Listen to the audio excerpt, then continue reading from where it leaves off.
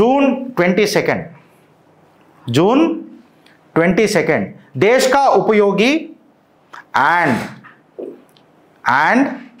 Andhra Pradesh Yogi Adityanath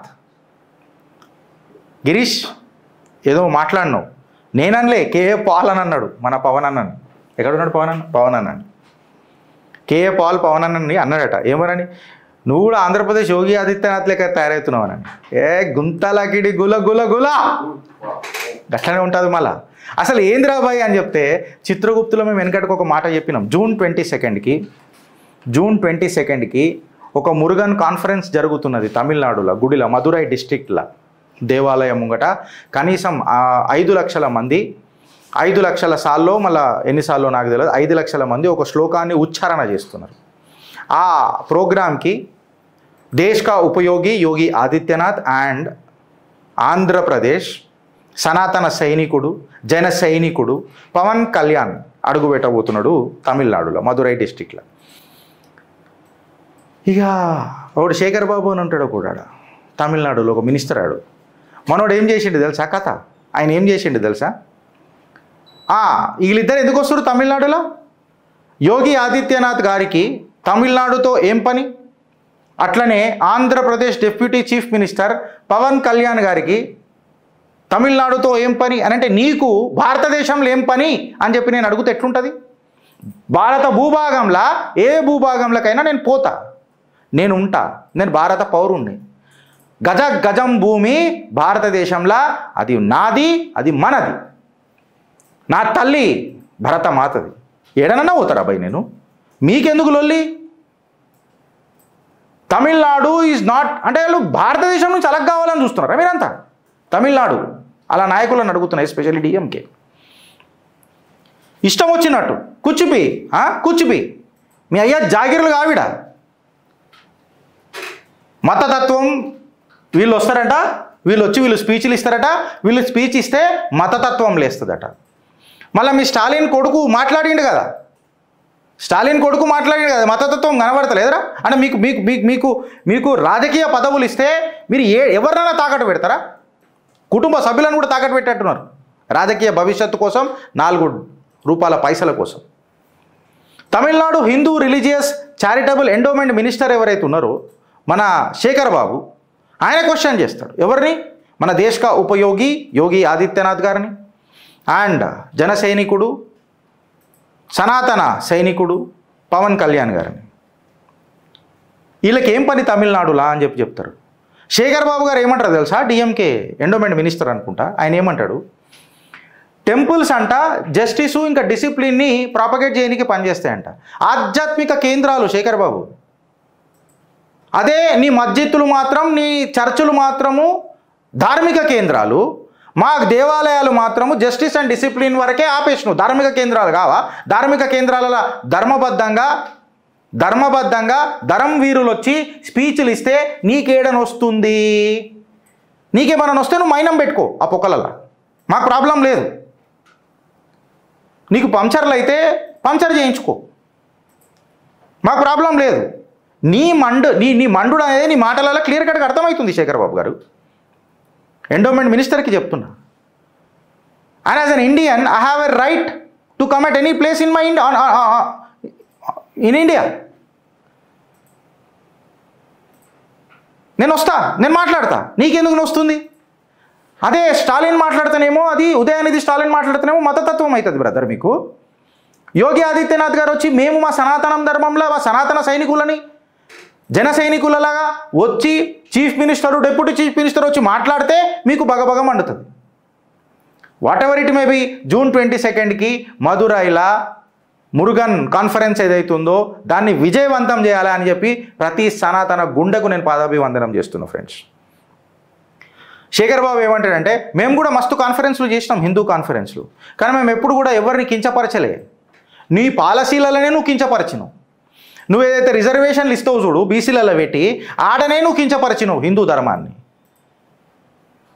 untouchability అనేది అయితే మాట్లాడతారు కదా అది కేవలం కులాలు వ్యవస్థ అనేది కేవలం నీకు హిందూ ధర్మంలోనే ఉన్నది కదా నువ్వు ఆ రిజర్వేషన్ అనేది వేరే నువ్వు ఇప్పుడు కులమే లేదని అన్నప్పుడు నువ్వు వేరే ధర్మాలలో కులమేటా తీసుకొచ్చినావు బ్రదర్ సరే కులం తీసుకొచ్చినావు మళ్ళీ క్యాస్ట్ సెన్సస్ చేసినావు అనమాట చేయకుండా నువ్వు వాళ్ళ మైనారిటీలు అని చెప్పి మెజారిటీలో ఉన్న ముస్లిమ్స్లకు నువ్వు రిజర్వేషన్ పెడతావు.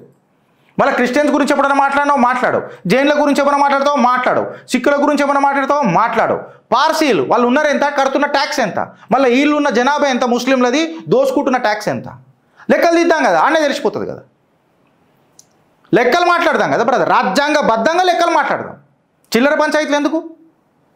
ప్రాంతీయ పార్టీలు మాట్లాడతారు కదా, మేము ఇచ్చింది ఎంత మీరు మాకు మేము తెచ్చింది ఎంత మీరు మాకు ఇచ్చింది ఎంత అని అంటారు కదా,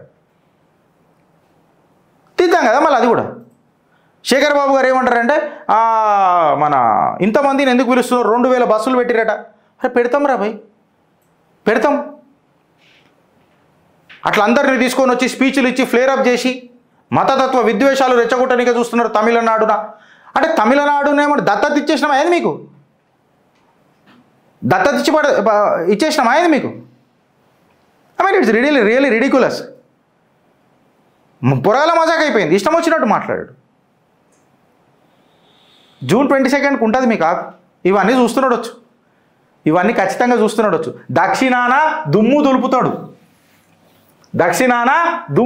ఈసారి ఆ స్పీచ్లో, నేను ఖచ్చితంగా చెప్తున్నా. ఎందుకనంటే ఆ స్టేజ్ ఈసారి చాలా ఫైర్ అప్ అవుతున్నది. స్టేజ్ నిజంగా చెప్పాలనంటే ఫుల్ ఫైర్ అప్ అవుతున్నది. ఇట్ ఈస్ నాట్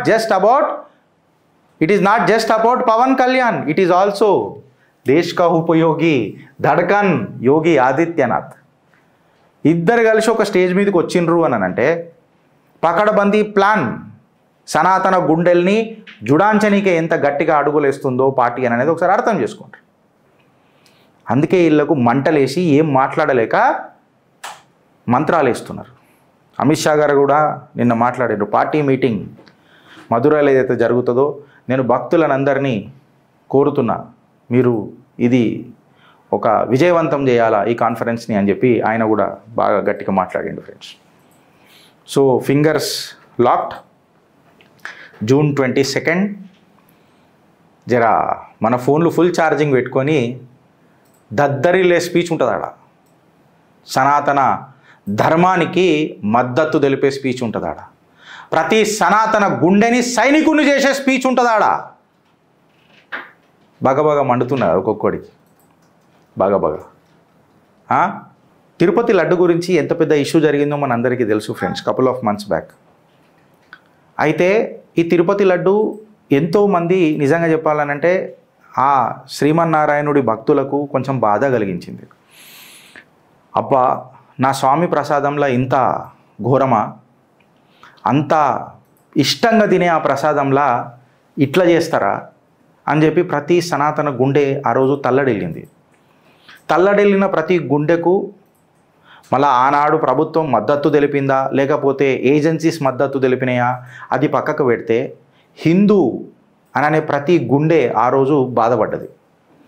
దాని తర్వాత ఆంధ్రప్రదేశ్ ప్రభుత్వం దీని మీద ఒక సిట్ ఫామ్ చేసింది, సిబిఐ సిట్ ఫామ్ చేసింది, సుప్రీంకోర్టు డైరెక్షన్లో సిట్ ఫామ్ చేసింది, సుప్రీంకోర్టు నేతృత్వంలో నడిచింది. అయితే నిన్న ఆంధ్రప్రదేశ్ హైకోర్టు శుక్రవారం నాడు సెంట్రల్ బ్యూరో ఆఫ్ ఇన్వెస్టిగేషన్కి ఏం చేస్తున్నారు మీరు ఈ ఇన్వెస్టిగేషన్లో, ఎవరైతే సిట్లా మేము చెప్పిన పేర్లు పక్కకు పెట్టి ఎవరినో ఒకరిని తీసుకొని వచ్చి వాడిని పెట్టి ఇన్వెస్టిగేషన్ చేస్తానంటే మేము పిచ్చోళ్ళమా అని చెప్పి హైకోర్టు చివాట్లు పెట్టింది సిబిఐకి. ఇన్ఫ్యాక్ట్ చెప్పాలనంటే ఇప్పుడు ఎవరిని నమ్మాలా, ఎందుకు చేసిర్రు ఇట్లా, ఇప్పటిదాకా జరిగిందే మాట్లాడుతున్నా, హైకోర్టులో జరిగిన విషయమే మాట్లాడుతున్నా. మళ్ళా రాజకీయ లబ్ధి కోసం ఏడుదాకానన్నా ఎవరైనా అసలు ఎవరిని నమ్మాలి ఇప్పుడు బేసికల్గా చెప్తున్నా. ఇప్పుడు ఫస్ట్ టైం నేను మనం పూజించే ఆ నారాయణుడిని అడుగుతున్నా, అయ్యా మళ్ళీ ఇంత ఘోరంగా మీరు చూస్తే మీ సుదర్శన చక్ర ధారణం ఎప్పుడు చేస్తారయ్యా? కమలం పువ్వు చూపించిండ్రు శాంతిగా ఉందాం రా అని అన్నారు. మీ చేతిలో ఉన్న గద ఎప్పుడు చూపిస్తారు అని అంటున్నా. శంఖం మోగించు నారాయణ అని చెప్తున్నా, సుదర్శన చక్ర ధార జయ్యు ఏమంటాం ఇక అని సంపిపడి ఒకటే మాటలు చెప్పాలంటే. ఇసుంటోళ్ళకు ప్రోబింగ్ గీబింగ్ ఎందుకు, వాడెవడో దుష్టుడు అని వేసిపడే, అది నీ వల్లనే సాధ్యమవుతుంది. ఎందుకంటే ఏ ప్రభుత్వాన్ని నమ్మాలనో అర్థమవుతలేదు. ఇప్పుడు ఇది ఏమైందని అంటే హైకోర్టు హియరింగ్ పిటిషన్ తర్వాత ఏమైందని ఇలా ఇర్రెగ్యులారిటీస్ ప్రోబింగ్లో ఇన్వెస్టిగేషన్లో ఇర్రెగ్యులారిటీలు కనిపిస్తున్నాయనంట. హైకోర్టు స్టన్ డైరెక్షన్ ఇచ్చింది, స్ట్రిక్ట్ వార్నింగ్ ఇచ్చింది, అన్ఆథరైజ్డ్ పర్సనల్ అని ఇన్వెస్టిగేషన్లలో ఎందుకు తీసుకొచ్చిండ్రు అని. అఫిడవిట్ ఫైల్ చేయాలా ఇమీడియట్గా అని చెప్పి డైరెక్షన్ ఇచ్చింది సిబిఐకి. అయితే అపెక్స్ కోర్ట్ అంటే మన సుప్రీంకోర్టు October 4, 2024కి ఒక 5 మెంబర్ సిట్ని పెట్టింది ఫ్రెండ్స్. అందులో 2 సిబిఐ ఆఫీసర్లను, వాళ్ళ పేర్లు జాయింట్ డైరెక్టర్ ఎస్ వీరేష్ ప్రభు, ఎస్పీ మురళీ రంభా. మళ్ళీ 2 ఆంధ్రప్రదేశ్ పోలీస్ ఆఫీసర్లను పెట్టింది. గుంటూరు రేంజ్ ఐజీ మన త్రిపాఠి గారిని ఒకళ్ళని పెట్టింది, సర్వశ్రేష్ఠ త్రిపాఠి గారిని పెట్టింది. విశాఖపట్నం రేంజ్ ఐజీ మన గోపీనాథ్ జట్టి గారిని పెట్టింది. అయితే ఆల్ ఆఫ్ ది సడన్గా సిబిఐ ఏదైతే ఈ ఎస్ఐటీని ముంగట తీసుకోబోతుంది చూడు, అందులో ఒక సడన్గా ఇంకొక మనిషి వచ్చేసిండట. ఆయన ఎందుకు వచ్చిండు, ఆయన ఇన్వెస్టిగేషన్లో లేడు కదా అని చెప్తే ఆయన డైరెక్ట్గా లేడు అని చెప్పి కౌంటర్ అఫిడవిట్ ఏదో ప్రభుత్వం తరఫు నుంచి ఫైల్ చేసిరట ఆంధ్రప్రదేశ్ సర్కార్ నుంచి.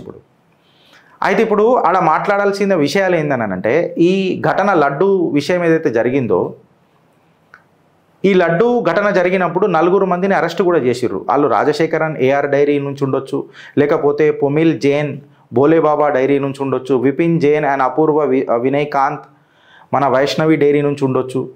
వీళ్ళందరూ కలుషిత నెయ్యి సప్లై చేసినందుకు వీళ్ళని అరెస్ట్ చేసిర్రు.